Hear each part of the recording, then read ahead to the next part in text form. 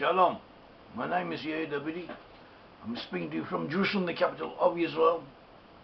I'm speaking to you from the Holy Land, not far away from the Knesset, which is the legislative body, the state of Israel. And the place I'm speaking to you from is the effective headquarters of Brit-Am Hebrew Nations.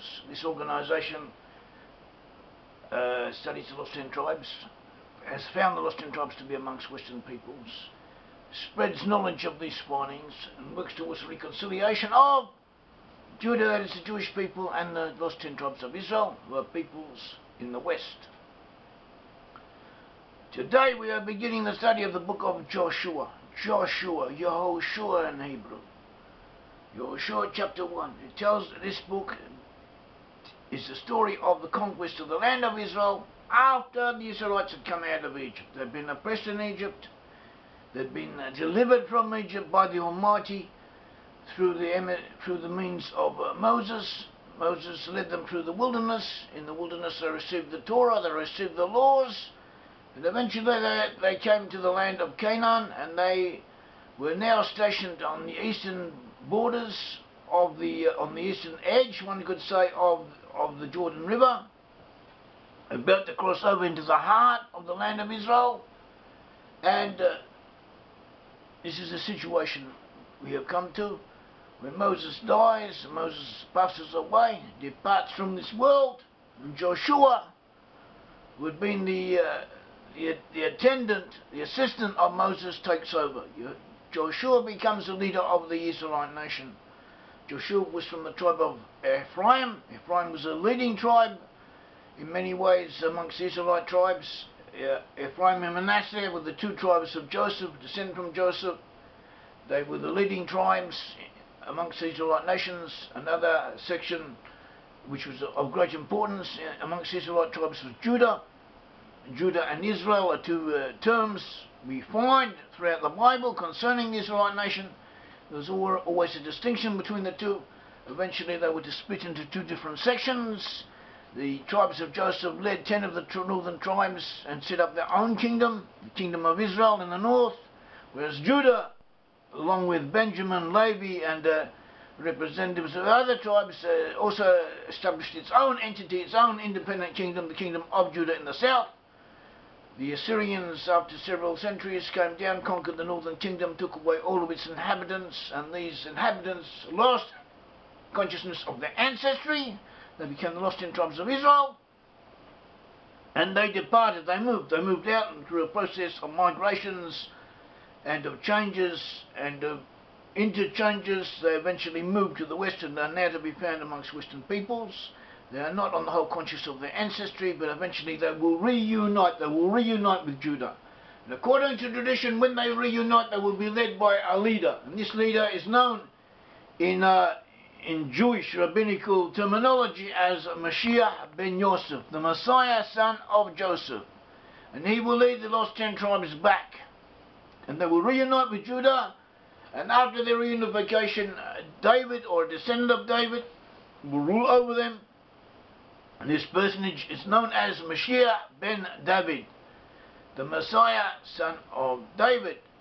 And in a sense, Moses, even though he was from the tribe of Levi, Moses gave the law, he introduced the law. Moses was from the tribe of Levi. He gave the law, and the law historically was to be associated with Judah, with the kingdom of Judah, which the Levites lived, which most of the Levites moved to.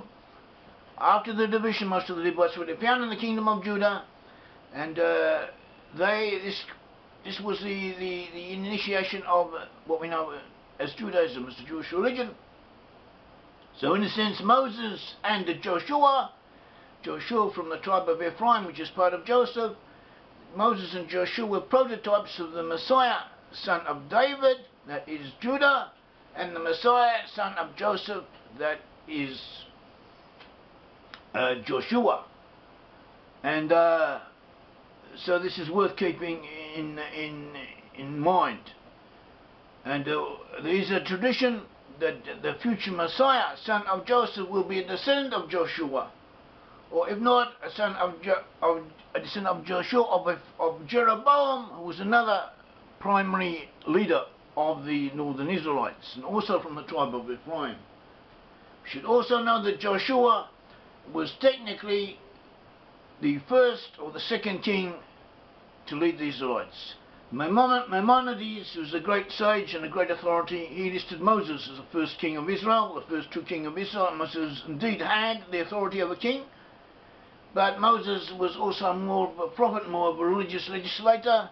Moses is on a different plane, and so in the human sense we could say that his successor Joshua was the first real king of the Israelite nation.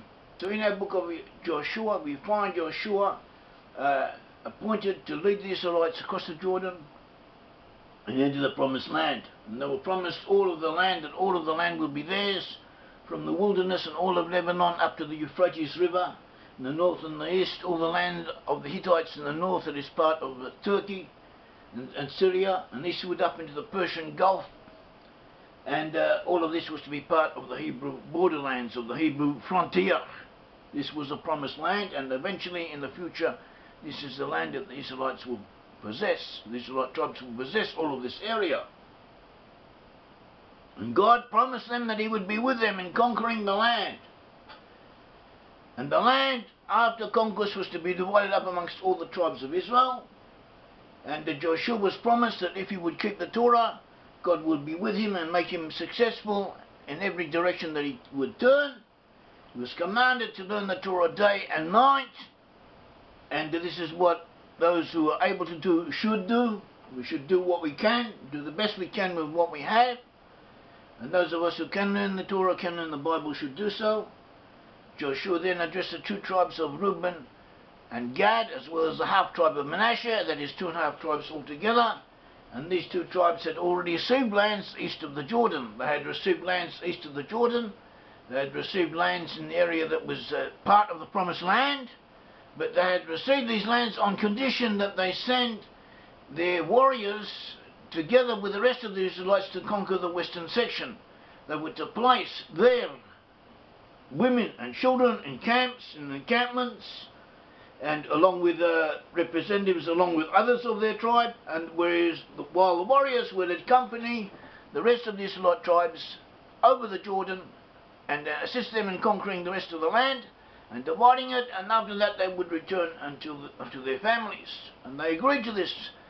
Joshua reminded them of this agreement they had made with Moses. They agreed to it, and they also affirmed that Joshua was to be their leader, that Joshua was to have the authority of a king, and anyone who disobeyed Joshua was to be put to death. Let's now look at a few verses, and that is our chapter. And this book is very interesting, it is exciting, and it is important. And we are told that after the death of Moses, the servant of the Lord, Moses is referred to as the servant of the Lord, because that is what he was. He was a servant of God Almighty. The Lord spoke unto Joshua, the son of Nun, Moses' minister, saying, and then God tells him that Moses is dead, and now therefore he has to arise, go to the Jordan, and he, with all his people, into the land which he would have given unto them, that the land which would belong to the children of Israel, which was destined for them. The land of Israel, the promised land, is destined for the children of Israel, destined for all of the descendants of Israel, all of the Israelite tribes, ultimately to inherit the land. At present, Judah has begun the process of retaking part of the land of Israel, and Judah in the state of Israel, that is those tribes associated with the kingdom of Judah, the present-day Jewish people, have begun the process, and they should be assisted in doing so, because in a sense they are doing this not only on behalf of themselves and the other Jews, but also on behalf of the whole of the Israelite nation, including the 10 tribes of Israel, that is peoples in the west. And they were promised, and then God tells them the borderlands, he gives them the borders, as we said, that it stretched over a good portion of the Middle East, and he is exhorted to be strong and of good courage, and that the land should be divided up amongst the different tribes, and in the tribes amongst the different families. And he was commanded a command concerning the Torah, this book of the law shall not depart out of your mouth. You shall meditate therein day and night, that you may observe to do according to all that is written therein, for then you shall have your way made prosperous, and you shall have good success. You shall succeed.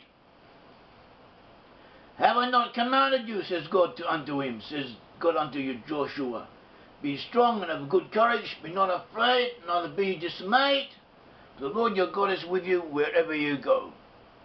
So Joshua then commanded the peoples, and he told them to prepare for them victuals and supplies and get themselves ready, because in another few days, 3 days' time, they would cross the Jordan to go into the land to conquer it. To conquer the land which the Lord their God is giving them to possess. And then he addressed the Reubenites and the Gadites and the half-tribe of Manasseh, and he reminds them of the conditions that Moses had enjoined upon them. And they confirmed their willingness to fulfill these conditions, and they also said unto him, all that you commanded us we will do, and wherever you send us we will go. According as we hearkened unto Moses in all things, so will we hearken unto you. Only the Lord your God be with you, as he was with Moses.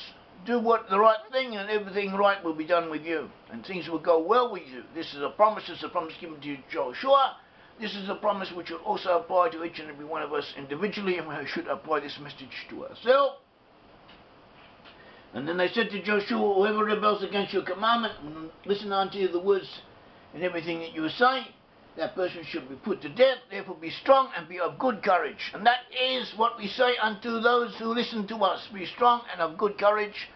Believe in God and learn the Bible, and things will go well with you in every way. Thank you. May the Lord God of Israel bless all of you.